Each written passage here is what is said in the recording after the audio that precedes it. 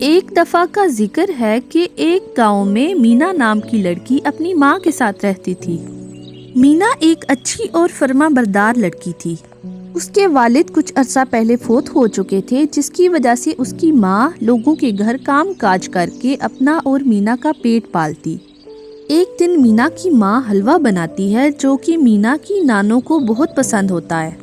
مینا کی ماں پلیٹ میں مینا کو حلوہ دے کر کہتی ہے، جاؤ بیٹا، یہ اپنی نانوں کو دے آؤ، ان کو میرے ہاتھ کا یہ حلوہ بہت پسند ہے۔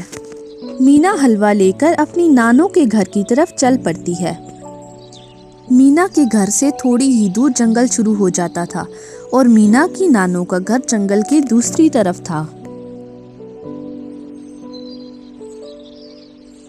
اس جنگل میں ایک مکار بھیڑیا بھی رہتا تھا جو ہر وقت اسی خیال میں رہتا کہ کب کوئی انسان اس جنگل میں آئے اور میں پیٹ بھر کے انسان کو کھاؤں۔ جب وہ بھیڑیا مینا کو جاتے ہوئے دیکھتا ہے تو کہتا ہے، ارے واہ بھائی واہ، آج تو میری دعوت ہو جائے گی، اس بچی کو تو میں پیٹ بھر کے کھاؤں گا۔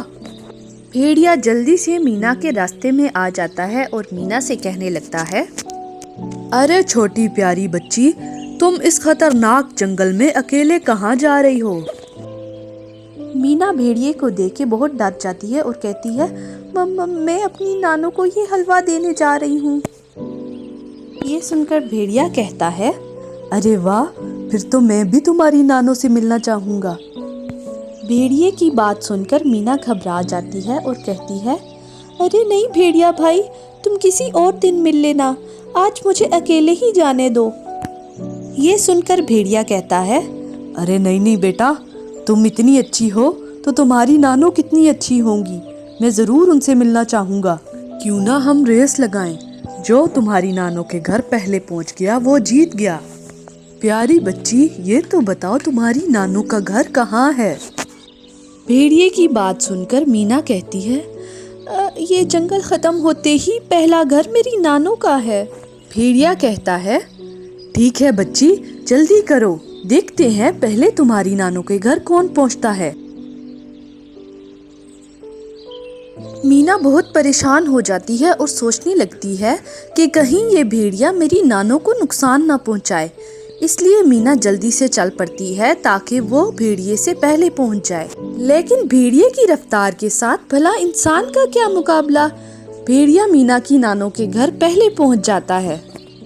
وہ گھر میں داخل ہو کر ادھر ادھر دیکھتا ہے تو اسے کوئی دکھائی نہیں دیتا، تو وہ کہنے لگتا ہے، لگتا ہے بڑھیا گھر پہ نہیں ہے، چلو پہلے اس چھوٹی بچی کو کھاؤں گا، بعد میں بڑھیا کو بھی دیکھ لوں گا۔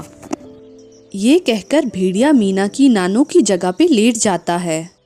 کچھ ہی دیر میں مینا بھی اپنی نانوں کے گھر پہنچ جاتی ہے۔ مینا جب گھر میں داخل ہوتی ہے تو وہ بھیڑیے کو دیکھ کر بہت زیادہ ڈر جاتی ہے۔ بھیڑیے کو بھی مینا کی آمد کا احساس ہو جاتا ہے، لیکن بھیڑیا مینا کی نانوں بننے کا ناٹک کرنے لگتا ہے۔ اگلے ہی لمحے بھیڑیا اٹھ کے بیٹھ جاتا ہے اور کہنے لگتا ہے، آؤ آؤ پیاری بچی، جلدی سے اپنی نانوں کی گود میں آ جاؤ۔ اب مینا اتنی بے وقوف تو تھی نہیں کہ وہ اپنی نانوں کو ہی نہ پہچان سکے۔ نہیں نانو، میں یہاں ہی ٹھیک ہوں۔ نانو، آپ کے بازو اتنے لمبے کیسے ہو گئے ہیں؟ بھیڑیا کہنے لگتا ہے، ارے بیٹی، یہ تو تمہیں گود میں کھلانے کے لیے ہیں۔ یہ سن کر مینا کہنے لگتی ہے، نانو، آپ کے دانت اتنے لمبے کیسے ہو گئے ہیں؟ پہلے تو یہ اتنے بڑے نہیں تھے۔ یہ سن کر بھیڑیا مینا کے اوپر چھلانگ لگا دیتا ہے اور کہتا ہے، یہ تمہیں کھانے کے لیے۔ یہ تو بھلا ہو مینا کی نانوں کا جو ٹھیک وقت پہ پہنچ کر بھیڑیے کو چاقو سے مار دیتی ہیں۔ مینا کی نانوں مینا سے کہتی ہیں، ارے بیٹی، تم کب آئی اور یہ بھیڑیا کہاں سے آیا؟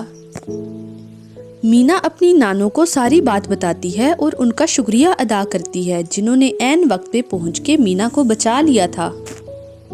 پھر وہ دونوں مینا کی ماں کا بنایا ہوا حلوہ خوب مزے سے کھاتے ہیں۔ اس کے بعد مینا کی نانوں کہتی ہیں کہ مینا، تمہیں میں ہی گھر چھوڑاؤں گی اور ساتھ میں تمہاری ماں سے بھی ملاقات ہو جائے گی۔ اگلی ہی صبح مینا کی نانوں مینا کو اس کے گھر چھوڑنے جاتی ہیں۔ مینا کی ماں بھی اپنی ماں سے مل کر بہت خوش ہو جاتی ہیں और वो कल का गुजरा हुआ सारा वाकया मीना की माँ को सुनाती हैं। मीना की माँ ये सब सुनकर बहुत खौफजदा हो जाती है और कहने लगती हैं, अम्मी जान, मुझे समझ नहीं आ रही कि मैं आपका शुक्रिया अदा कैसे करूं कि आपने मेरी बच्ची की जान बचा ली।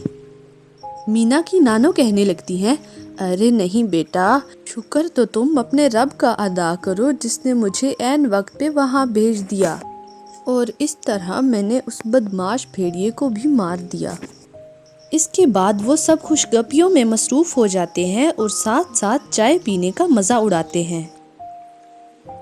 प्यारे बच्चों, मैं उम्मीद करती हूँ कि आपको आज की कहानी पसंद आई होगी। इंशाल्लाह बहुत जल्द एक और कहानी के साथ हाजिर होंगी। तो मुझे इजाज़त दें। अल्लाह हाफिज़।